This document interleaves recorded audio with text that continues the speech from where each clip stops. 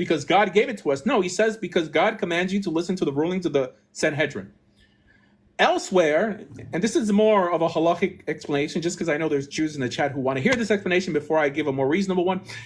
In the first chapter of Hilchos Mamrim, he tells you what the oral law actually is, which in some way contradicts here. He says, Beis Din HaGadol Sheber Yerushalayim Chem Iker Torah Sheba Peh, that it is the Sanhedrin that sits in the Lishkat HaGazit, in the Temple Mount, that is the root of Torah Sheba Peh. He's telling you there that the oral law is essentially what came either through or from the Sanhedrin.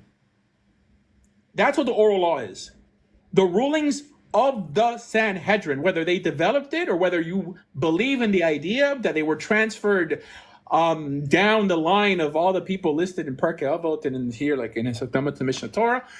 Regardless, that's why we keep the oral law. Now, fast forward post-Kabbalah, post-Hasidut, which basically takes everything that's legal, reasonable, and rational and lumps it into Kabbalistic Gnostic thought. They'll say everything was given at Mount Sinai. The Zohar was given at Mount Sinai. The teachers of the teachings of their rabbis were given at Mount Sinai. And it's what I call the dumbification of Judaism. And this really, really occurred post-Shabtai Tzvi. I mean, it's really post the Zohar and post the Arizal, but specifically post-Shabtai Tzvi, where the Jewish world didn't really recover.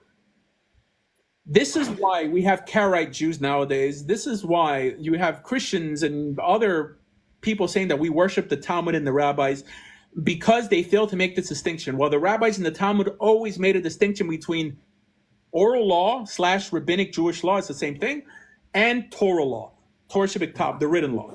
There's a huge distinction. If you don't make the distinction, and the rabbis in the Talmud knew this well, they would break the command of not being a Baal Tosif.